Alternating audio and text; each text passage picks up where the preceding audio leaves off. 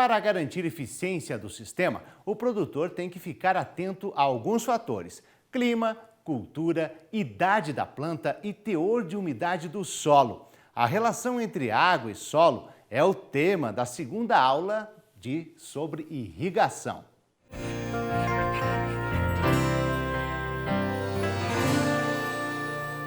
Bom dia! Dando continuidade aos módulos de vida, aula sobre irrigação, agora nós vamos começar a entrar na irrigação propriamente dita, com a relação água-solo.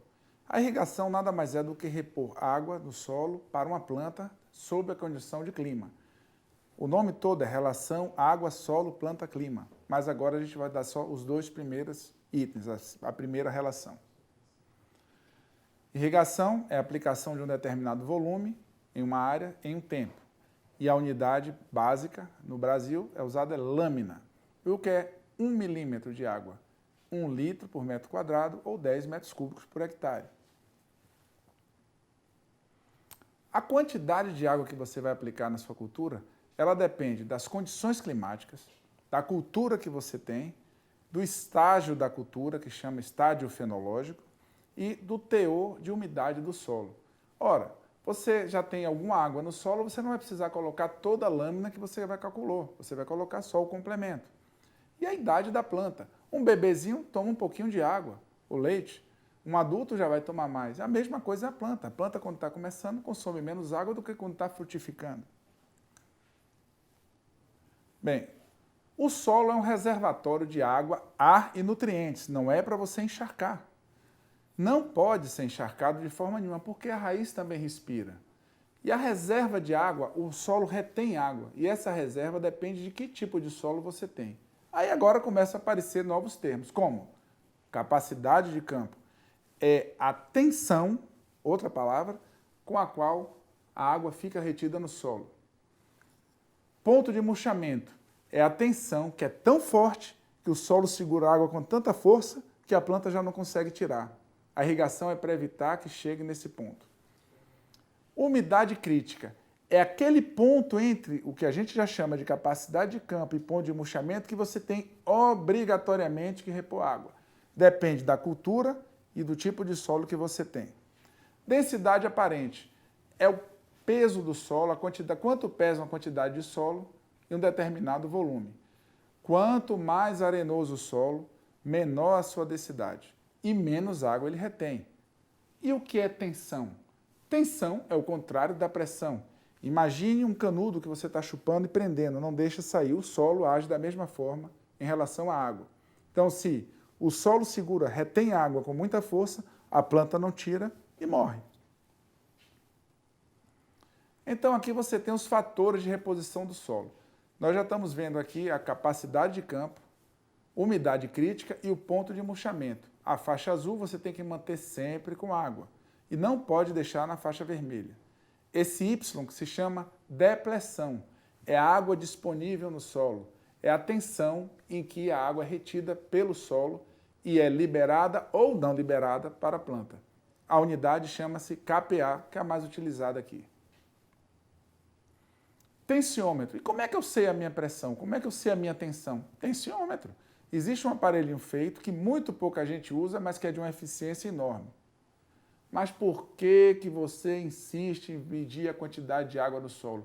Porque água é energia que você está ligando. Você ligou a bomba, é dinheiro. Se você joga mais água, o adubo vai embora. Você está jogando dinheiro fora. Você não tem que encharcar o solo, você tem que colocar água na quantidade correta. E o tensiômetro é a melhor ferramenta prática para você fazer isso. Você tem sensores atômicos, nucleares, via satélite, o que você imaginar. Mas no final das contas, é o solo quem diz o que precisa. E no mais final ainda, é a planta. Afinal, ninguém está aqui para ter prejuízo, né? Água e solo. Dos 4 elementos da irrigação, são os 2 primeiros que a gente vai analisar, que a gente está analisando agora nesse momento. Para você elaborar primeiro o projeto de irrigação, você tem que ter esses dados. Você tem que ter o dado de qualidade da água, a água é boa para irrigar ou não é, a quantidade de água para ser utilizada é suficiente, não é suficiente. Existe a questão da outorga.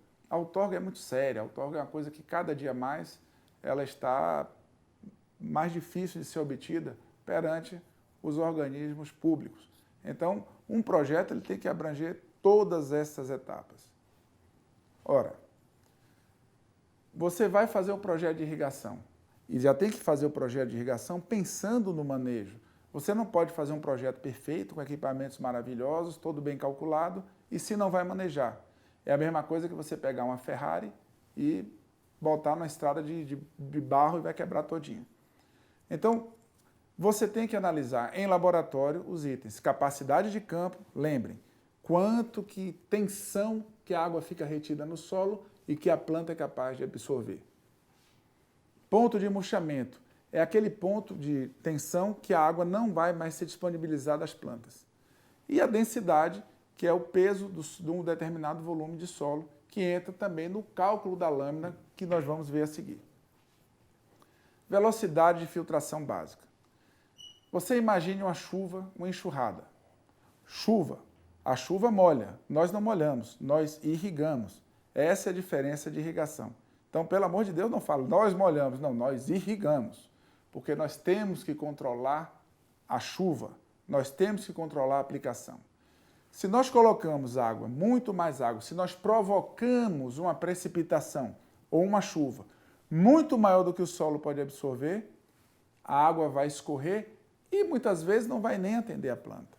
A planta vai continuar com sede e a gente não vai saber por que está com sede. Isso depende do solo, se é argiloso, se é arenoso, da declividade, enfim. Tem várias coisas que entram nessa fórmula, nessa equação. Teste de bulbo para gotejamento. É um teste que vai definir, porque você chega numa loja e a pessoa vai dizer, não, bota um gotejador de 30 centímetros entre um e outro. Não é assim. Você tem que fazer o teste que pode ser 40 centímetros ou 50 centímetros, quando um projetista tem essa preocupação. Isso leva você a economizar, sai mais barato o seu investimento. É muito fácil você chegar em livro e tabela pronta.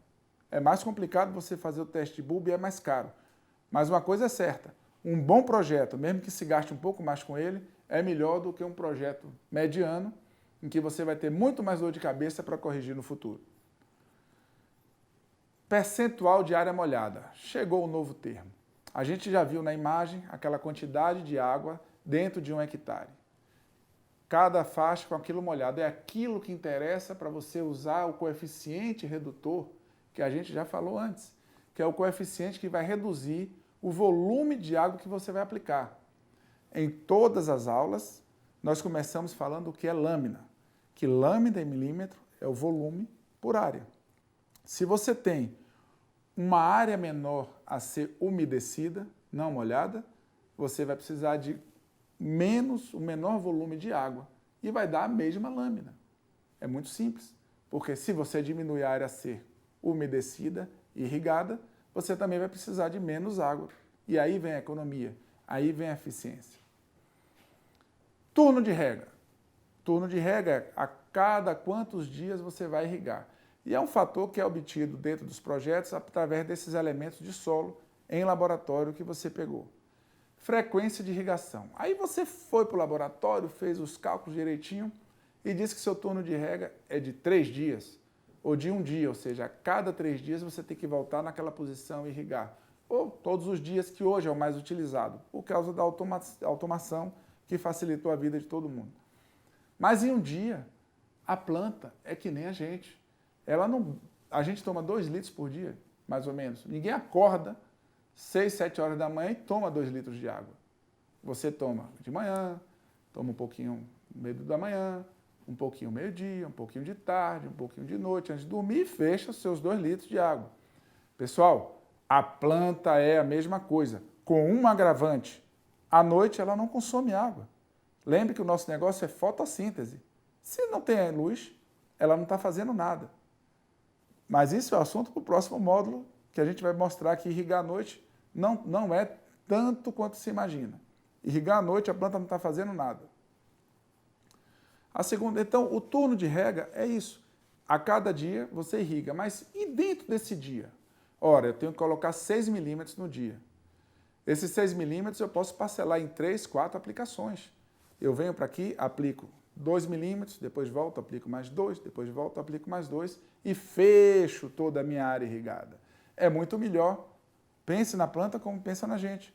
Ela vai bebendo aos pouquinhos. E isso leva à economia de água. Porque, às vezes, quando você vai dar a última dose, o solo, medido pelo aquele tensiômetro, aquele aparelhinho que a gente já mostrou, vai dizer, não precisa botar não.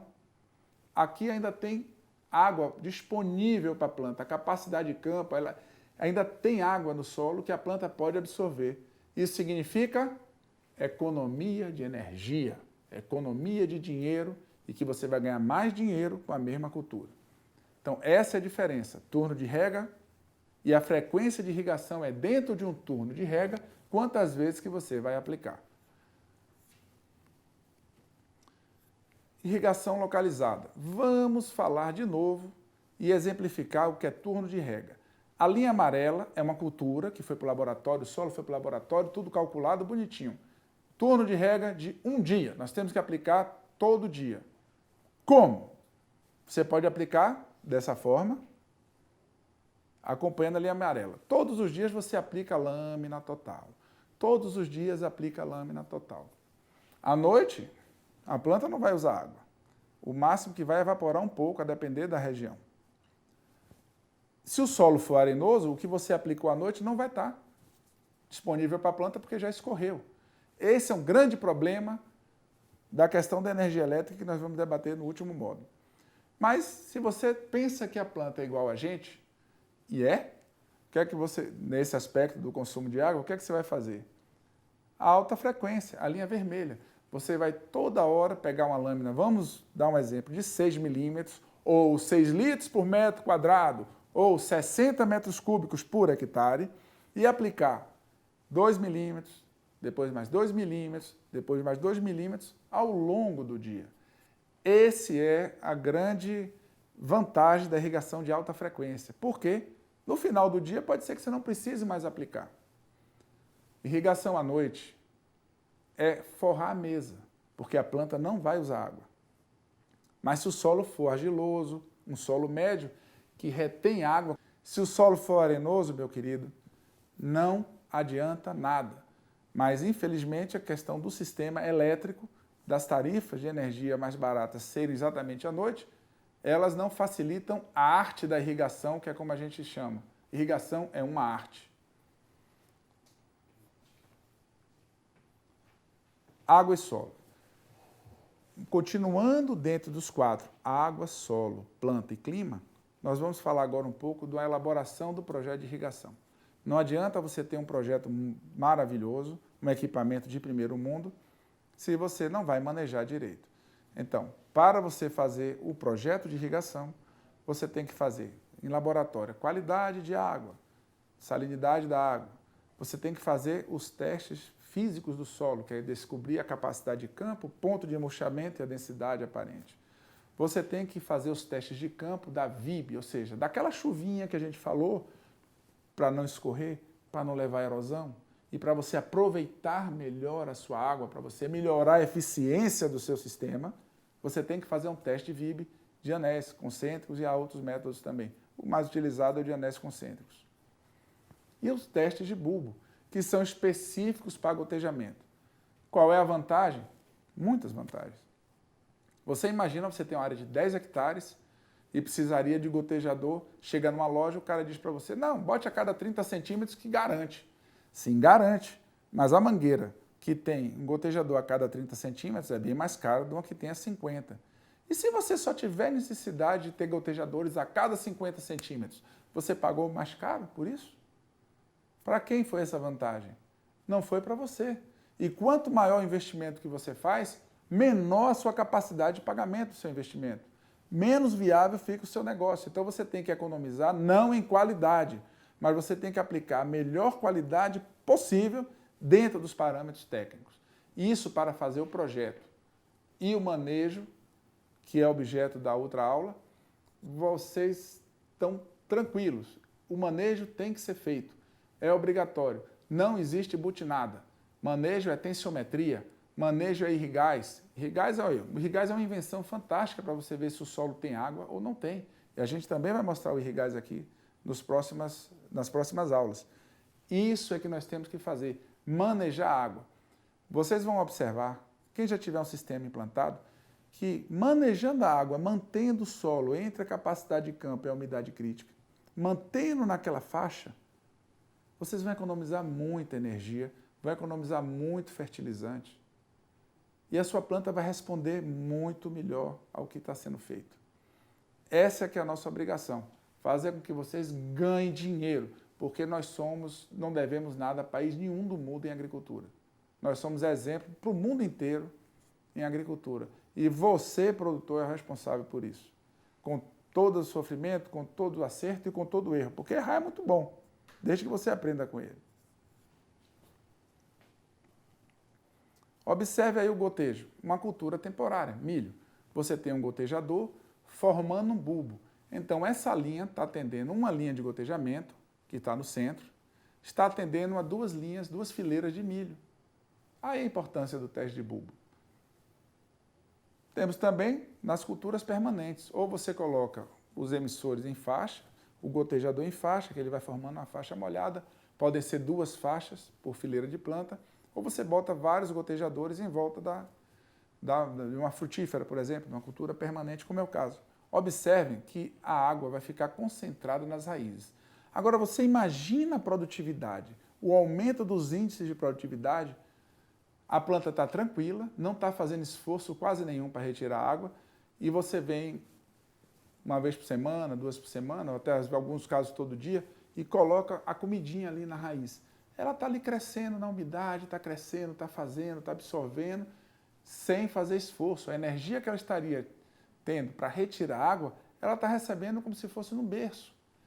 Nós temos que tratar bem a planta e é isso que faz a diferença. Esse é o motivo da irrigação. Nós não molhamos, nós irrigamos, nós umedecemos o solo e deixamos o ar no solo, o que é mais importante. Mais uma vez, uma ilustração do bulbo. Uma ilustração do bulbo. Essa somatória do bulbo, esse volume que o bulbo pega na sua largura máxima, é que você vai calcular o percentual de área molhada para o gotejamento.